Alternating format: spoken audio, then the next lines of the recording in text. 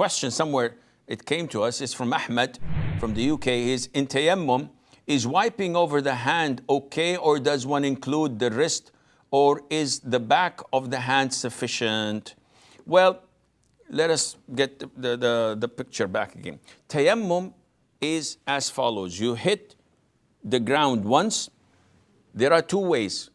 Either to wipe your face and then do your hands, or to do your hands, then wipe your face.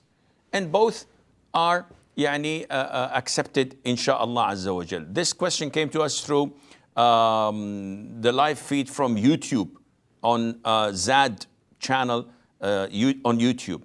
So this is sufficient, but he's asking, is the wrist included or not? We don't have a specific hadith that says it's included. It says he wiped his hands. So the hands ends at the wrist.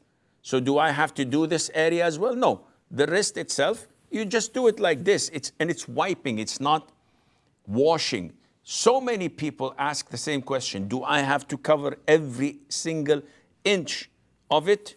No, you don't have to do that. All you have to do is just hit it once, wipe your face and your hands, and this does the job, insha'Allah.